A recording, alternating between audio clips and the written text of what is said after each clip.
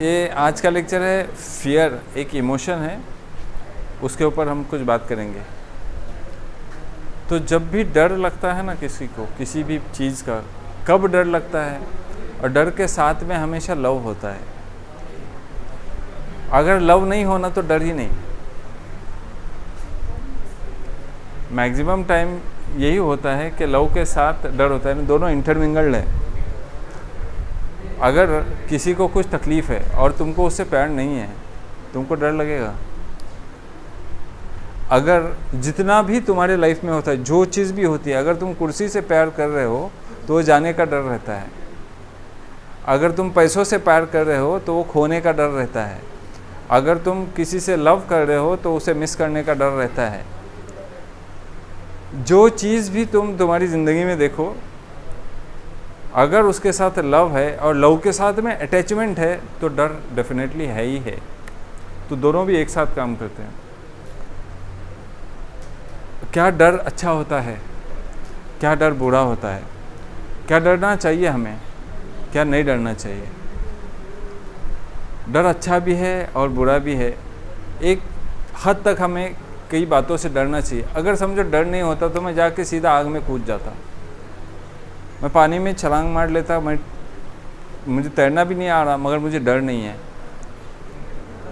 अच्छा, छोटे बच्चों को डर नहीं होता है, इसलिए उसके हाथ में अगर अंगारा भी थमा दो ना तो वो आराम से ले लेगा, क्योंकि उसको मालूम ही नहीं है ना कि ये भी कुछ डरने की चीज़ है। फिर आहिस्ता आहिस्ता जैसे वो ग्रो होता है ना, तब उसको समझ में आ जाता है कि अरे, फिर हम बताते हैं कि बेटा इससे डरना चाहिए। और ऐसे ही उसको बहुत सारे डर पहले ही बिठा के रखते हैं, और उसमें सबसे बड़ा डर जो हम बिठा के रखते हैं ना, वो ये, और बार बार हम उसको ये कहते हैं ना कि बेटा फेल नहीं होना कभी। और फिर वो उसके जो दिमाग में डर बैठता है ना, वो फेल्योर का डर। जैसे आज तुम्हारे दिमाग में भी वही डर होगा अगर हम फेल हो गए तो। मगर हम लोग नहीं जानते कि फेल्योर ये सक्सेस के साथ ही चलता है। आज तक जितने लोग फेल हो गए, नाकाम हो गए या सक्सेसफुल हो गए, जितने लोग सक्सेसफुल हो गए ना, वो पहले फेल हो गए और उसके बाद उनके हाथ में सक्सेस लगा। ऐसा नहीं होता है किसी को कि डायरेक्टली वो सक्सेसफुल बन गया। आज हम जिनको सक्सेस की सीढ़ी के हाईएस्ट टॉप लेवल पे देखते हैं ना, वो कभी ना कभी अपनी ज़िंदगी में फेल हुए रहते हैं, और तभी तो वो इतनी बुलंदियों तक पहुंचते हैं।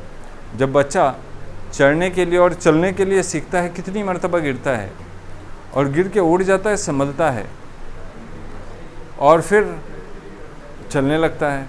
मगर यही चीज़ जैसे जैसे हम बड़े होते जाते हैं ना, हम भूल जाते हैं कि जब भी हम गिर जाएंगे ना, तब हमको उठना है और फिर चलना है।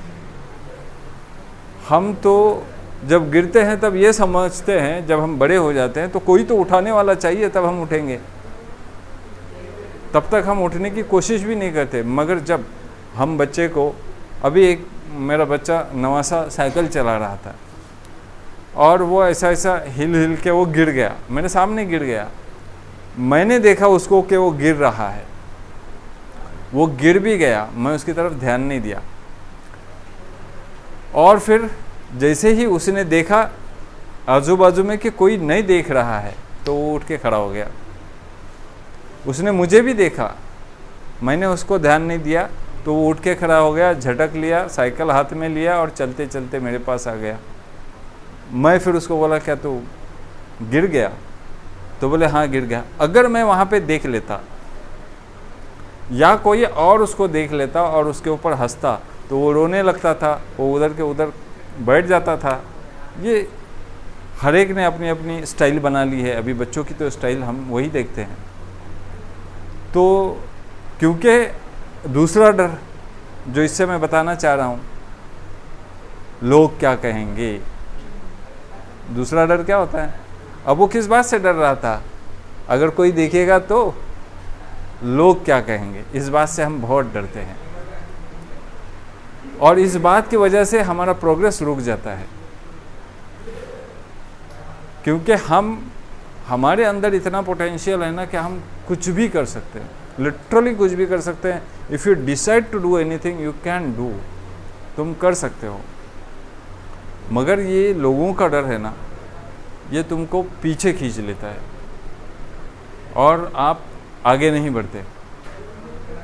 कोई भी ज़िंदगी में आप जो भी काम करने जाओ ना, सबसे पहले अपने कान बंद कर लो। क्या कान बंद कर लो? कि लोग क्या कहेंगे वो मेरे कान तक सुनने नहीं आना चाहिए। लोगों का कहना है, लोगों का मन है, वो तो कहेंगे, वो तो कहते रहेंगे, मगर मैं उनकी क्यों सुनूं? I have confidence on my self, I should go ahead. मुझे तो आगे बढ़ते ही रहना है। और जो थर्ड इम्पॉर्टेंट डर है वो हमारी ज़िंदगी में डेथ का डर है। डेथ, हालांकि सब लोग जानते हैं ना कि एक दिन तो मरना है। फिर अगर एक दिन मरना है तो फिर डर किस बात का है?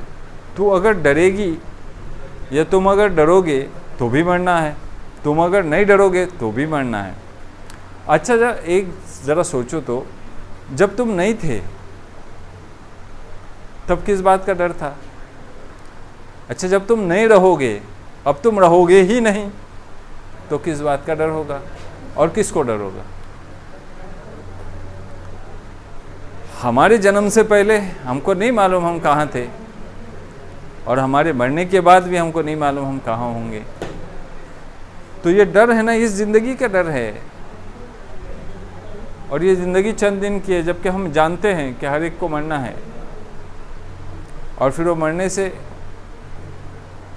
मरने के बाद वाली ज़िंदगी जो एक नई शुरू होगी, एक्चुअली उससे डरना है कि हम ईश्वर को मुंह क्या दिखाएंगे, उससे डरना चाहिए हमें, ना कि लोगों से डरना चाहिए। बाइबल में एक कोट है कि तुम लोग इंसानों से डरते हो, वो तुम्हारे साथ कर कर के क्या करेंगे? ज़्यादा से ज़्यादा मार डालेंगे इतना कि तुम मर जाओगे। अच्छा, मरने के बाद कोई मारता है? नहीं। तो तुमको उससे डरना चाहिए जो मरने के बाद मारने वाला है। तुम उससे नहीं डरते, बल्कि इंसानों से डरते हैं। तो हमारे अंदर जो डर ये बैठे हुए हैं, और ये एक डर है डिटैचमेंट का डर। डिटैचमेंट यानी कि खोने का डर, एक्चुअली खोने का डर, किसी चीज़ को खोने का डर।